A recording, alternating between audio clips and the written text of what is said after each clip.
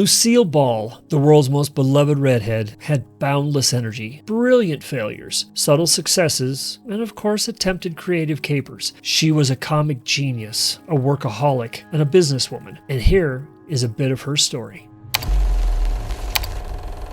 Born August 6, 1911, Lucille Desiree Ball said her professional career started when she was 3 years old, while she was being watched after by the local grocer, Mr. Flowers. She said, "He would let me prance up and down his countertop reciting stories, and then I'd gleefully accept the pennies or candy that Mr. Flowers' customers would give me. My first professional appearance." She performed in high school, and during the summer she would perform with the Chautauqua Institution in Jamestown, New York. When she was 15, she went to New York City and enrolled at the Robert Minton John Murray Anderson School of Drama, where Betty Davis happened to also be enrolled.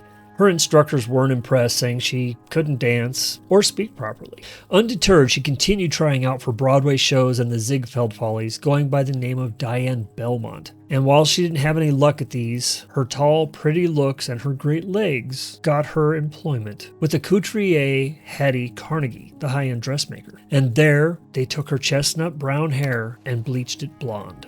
A short time later, she began modeling as a Chesterfield girl for the popular cigarette company. And with her image in magazines and on the huge Times Square billboard, wasn't long before a Hollywood scout noticed.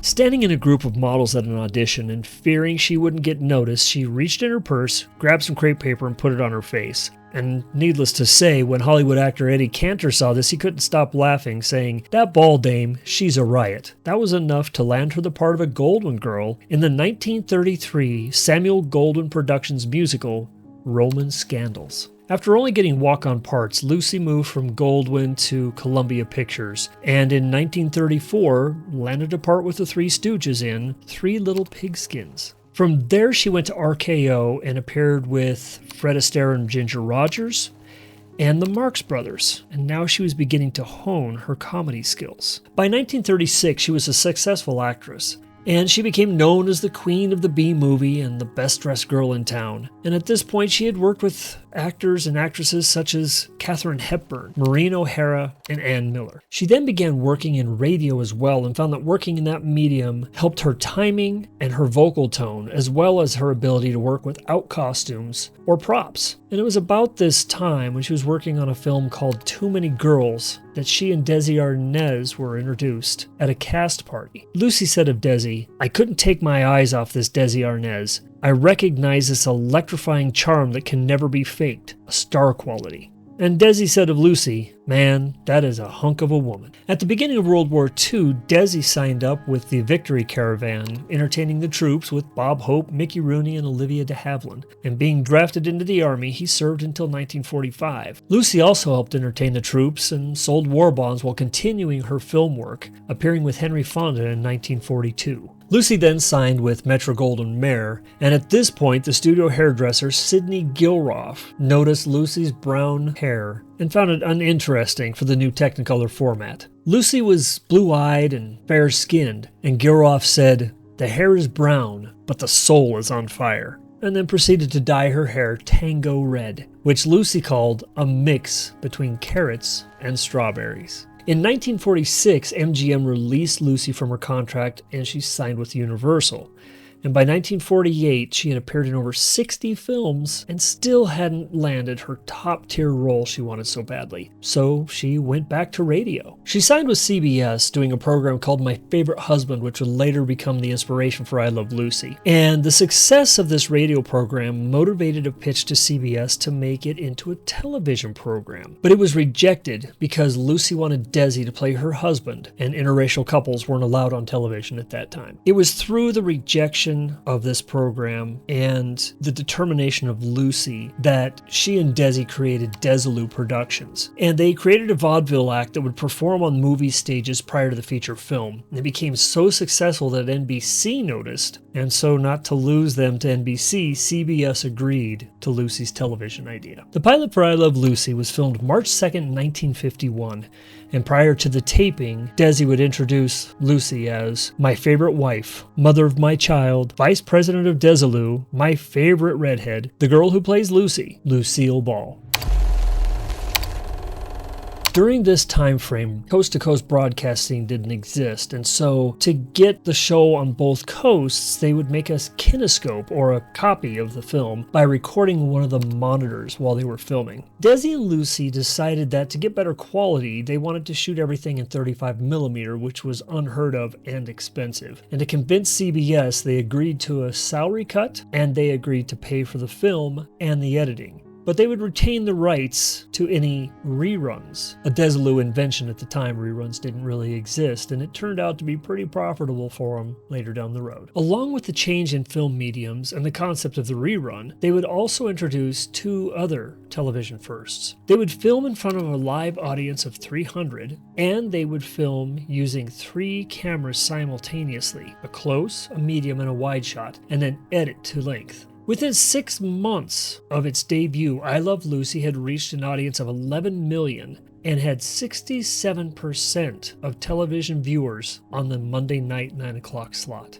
In its first year, I Love Lucy was nominated for an Emmy for Best Comedy Show, and in 1952, Lucy was featured on the cover of Time with the headline, "Lucille Ball, Prescription for TV, a clown with glamour." Lucy once again broke with television norm when she decided to incorporate her real-life pregnancy into her character on the TV show. That had never been done before, but the audience received it well, and it gained a whole new level of attentiveness. The International News Service's headline with this read, "TV actress Lucille Ball gives birth to son exactly according to script." And during the episode called Lucy Goes to the Hospital, where she delivers her baby, it reached an unbelievable 44 million viewers. That's 3/4 of the televisions in the United States tuned in for that episode. In 1956, Desi and Lucy sold their rights to the I Love Lucy show to CBS for $4.5 million.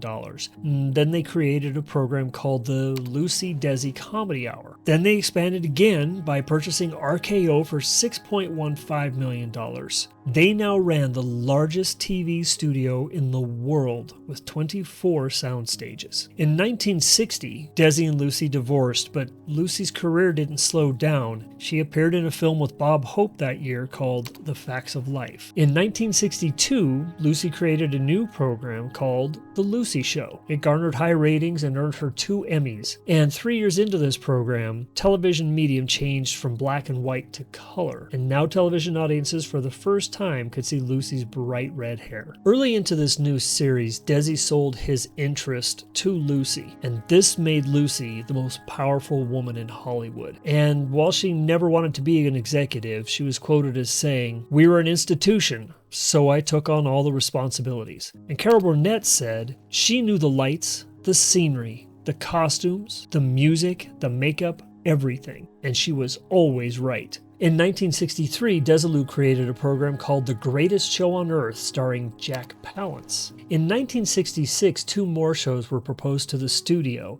and when CBS, which was a stakeholder in Desilu, showed disinterest, Lucy greenlighted them anyway because she thought that they held promise. Those shows were Mission Impossible, which ran for 7 seasons and became a franchise that to date has made $3.6 billion. The second was initially rejected by the Desilu board of directors, but Lucy overrode it and ordered a pilot to be made. And then NBC rejected the pilot, and again Lucy overruled again and paid for a pilot do-over. That program was Star Trek. While Star Trek would only run for 3 seasons and had 79 episodes, it would turn out to pay off big with the creation of 9 spin-offs, 13 feature films, and a gross of $2.3 billion. Paramount bought Desilu in 1967 for $17 million, and that same year Lucy would appear in Yours, Mine, and Ours with Henry Fonda. And Lucy kept performing through the mid-80s, and her last public appearance was at the Academy Awards ceremony in 1989, and only a few weeks after that appearance, Lucille Ball passed away April 26, 1989 at 77 years old. Over the years, she garnered a lot of accolades and created a lot of firsts.